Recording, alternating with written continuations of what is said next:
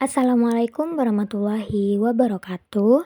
Perkenalkan, nama saya Maulidatul Hasana. Di sini saya akan menjelaskan mengenai kasus permasalahan literasi membaca mahasiswa, implementasi tahap 1, apersepsi dan penentuan masalah, kontekstual pendidikan.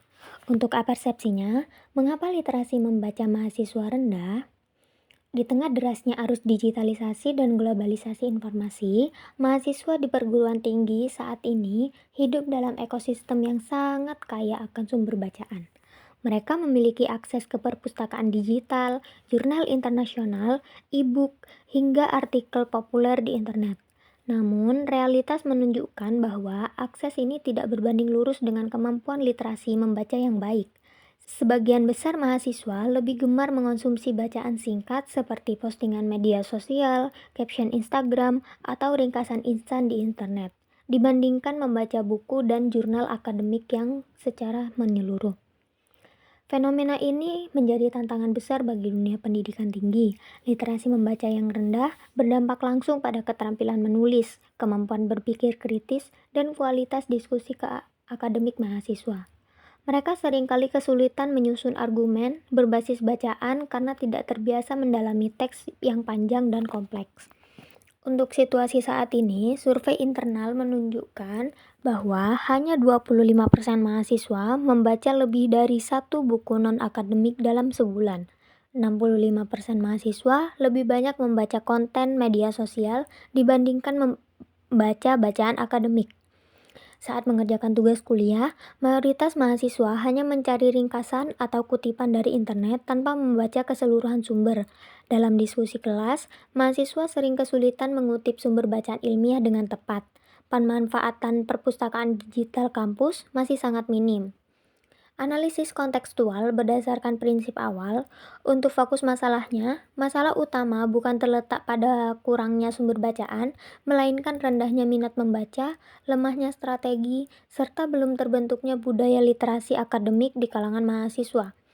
Yang kedua ada kesenjangan kinerja. Mahasiswa terbiasa mengakses informasi singkat dan instan, namun kurang terlatih membaca secara mendalam, menghubungkan ide antar teks, dan menyusun analisis kritis.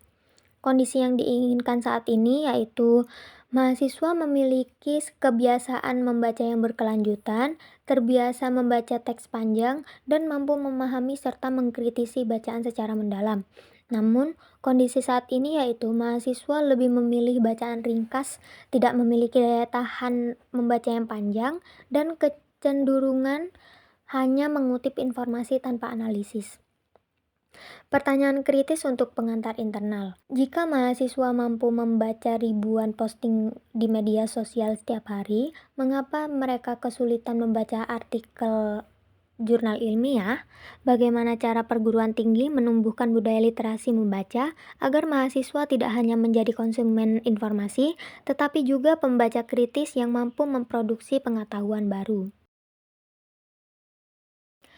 Dan yang kedua ada implementasi tahap 2, analisis kebutuhan belajar dan pembentukan persona. Yang pertama, analisis kebutuhan belajar atau need assessment. Analisis kebutuhan belajar ini memiliki 4 langkah, yaitu yang pertama analisis kinerja. Metode yang dilakukan yaitu meninjau hasil tugas, nilai dan laporan dosen. Contoh data yang dicari yaitu banyak tugas kutipan copy-paste tanpa pemahaman, nilai rendah di mata kuliah yang menuntut analisis bacaan, dan tipe kesenjangannya yaitu kognitif. Dan langkah yang kedua ada wawancara stakeholder. Metode yang dilakukan yaitu diskusi dengan dosen, pustakawan, dan mahasiswa.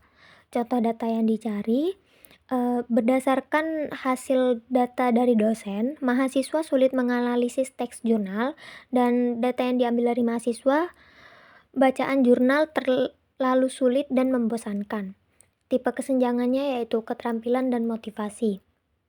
Untuk langkah yang ketiga ada survei dan self-assessment.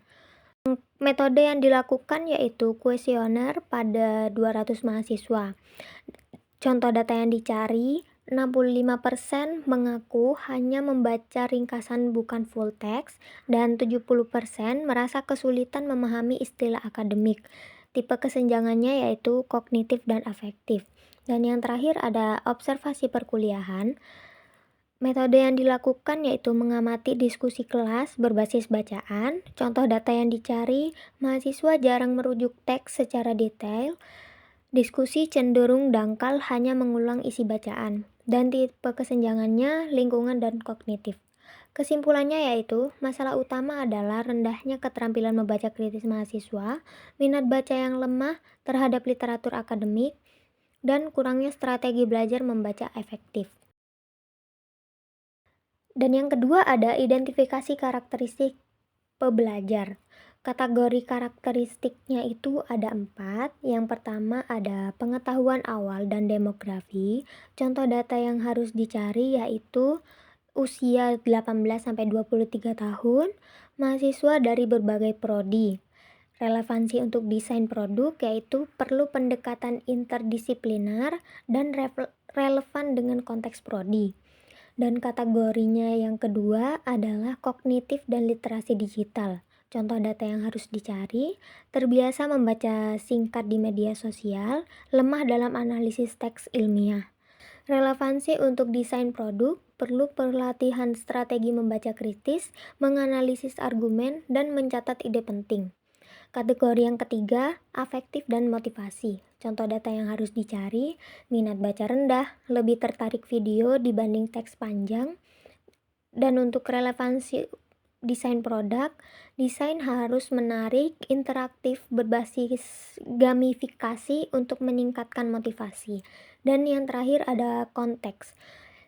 Contoh data yang harus dicari yaitu akses utama lewat smartphone, banyak sumber bacaan tersedia online, e-jurnal atau e-book, dan relevansi untuk desain produknya yaitu solusi wajib, mobile friendly, ringan, dan memanfaatkan sumber digital gratis. Yang ketiga ada menyusun learner persona. Berikut adalah 3 persona mahasiswa yang merepresentasikan keragaman latar belakang, motivasi, dan tantangan dalam menghadapi masalah literasi membaca di perguruan tinggi. Masing-masing persona dilengkapi dengan profil fiktif, kebutuhan solusi, tujuan, pain point, dan kutipan representatif. Persona 1, mahasiswa baru yang kurang minat membaca.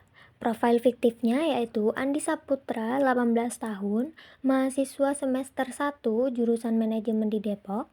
Latar belakang keluarganya lebih terbiasa dengan hiburan digital ketimbang membaca buku sejak SMA. Ia jarang membaca buku penuh, lebih suka mengonsumsi konten singkat di media sosial. Kebutuhan produk digital, Andi membutuhkan aplikasi membaca yang lebih interaktif dan ringkas. Konten sebaiknya dipecah menjadi bagian kecil dengan tampilan visual menarik agar tidak terasa berat. Platform juga perlu menyediakan mode membaca singkat agar ia bisa belajar secara bertahap. Untuk tujuan dan pain point-nya yaitu Andi bisa memahami materi kuliah dengan baik, namun merasa membaca buku tebal itu membosankan dan membuatnya cepat mengantuk. Ia sering hanya mencari ringkasan di internet tanpa memahami konteks utuh. Akibatnya, nilai tugasnya kurang mendalam karena isi bacaan tidak benar-benar dipahami. Untuk kebutuhan produk digitalnya itu aplikasi literasi dengan ringkasan otomatis, infografis, dan kuis mini untuk memastikan pemahaman. Sistem bisa memberikan penghargaan berupa poin atau lencana agar Andi termotivasi untuk membaca lebih lanjut. Fitur audio singkat juga membantu ketika ia ingin belajar sambil melakukan aktivitas lain. Kutipannya yaitu, Andi mengatakan, buku kuliah tebal itu bikin capek, aku lebih suka cari versi singkatnya saja. Dan untuk kebutuhan produk digitalnya yaitu produk yang digunakan harus menyenangkan digunakan, menggabungkan teks dengan visual, dan memotivasi mahasiswa untuk perlahan membangun kebiasaan pembaca. Persona yang kedua adalah mahasiswa dengan kesulitan bahasa akademik. Untuk profil fiktifnya ada Bagus Pratama, 22 tahun, mahasiswa semester 5 jurusan hukum. Ia berasal dari keluarga yang mendukung pendidikannya, namun sejak SMA lebih terbiasa membaca artikel populer ketimbang teks akademik. Saat ini ia sering kesulitan memahami istilah hukum atau teks berbahasa akademis. Kebutuhan produk digitalnya yaitu bagus membutuhkan platform membaca dengan fitur glosarium otomatis yang bisa memberi definisi sederhana untuk istilah sulit. Ia juga memerlukan alat bantu yang bisa menjelaskan teks panjang ke dalam versi yang lebih mudah dipahami.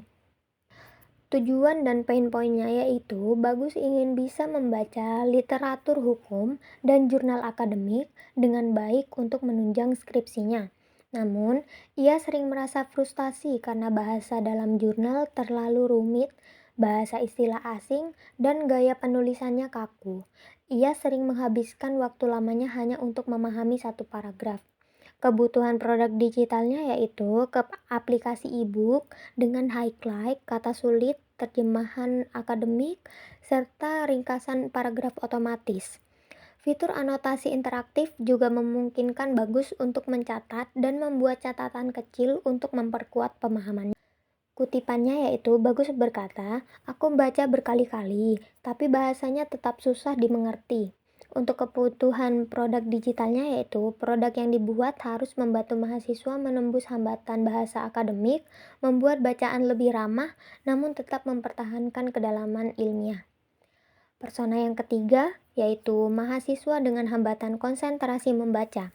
Profil fiktifnya ada Intan Maharani, 20 tahun, mahasiswa semester 3 jurusan biologi. Ia punya minat besar pada sains, tapi sulit berkonsentrasi membaca teks panjang. Intan sering terdistraksi oleh notifikasi ponsel atau pikiran lain ketika membaca buku kuliah atau jurnal.